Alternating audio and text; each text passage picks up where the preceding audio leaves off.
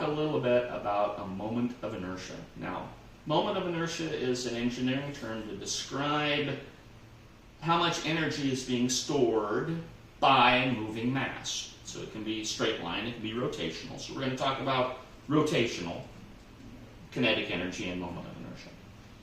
And it's a way of quantifying this in an engineering term. And so people go, oh my God, math, they get scared about this stuff. And it's not that complex. Most people intrinsically understand it, they just don't know that they do. So here's a hammer, okay? Here's the rotational arc of the hammer and the delivery of energy. So why don't people pick up hammers like this? Okay?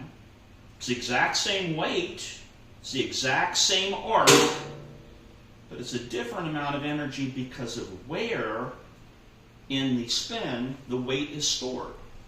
So the further out in the spin circle it is, the more energy is being stored in this process. So people understand that. They get this. It's not a concept that people don't understand. It's when you start talking about it in engineering terms, people go, oh my God, moment of inertia, I don't want to deal with that. So why is this important for combat robots? The design of a weapon should take into account both its mass, how much does it weigh, but where in the spin circle this weight is. So this weapon bar here, the bar itself is made out of aluminum, so it's made out of a lighter material.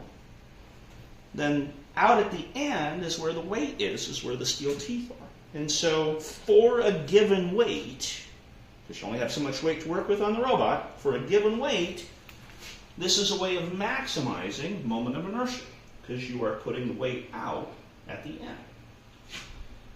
And you can even do that with solid steel weapon bars, like this one. So in this case, there's an extra bit of steel at the end to maximize the moment of inertia, to get more energy stored in the same given weight. And you only have so much weight to work with on a combat robot, so it's important to try to get as much out of it as you can for the weight that you're using. You don't get anything for free.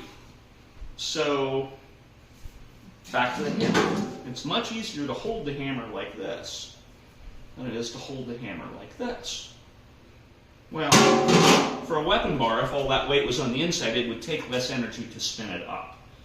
So setting it up this way requires more energy to get it up to speed.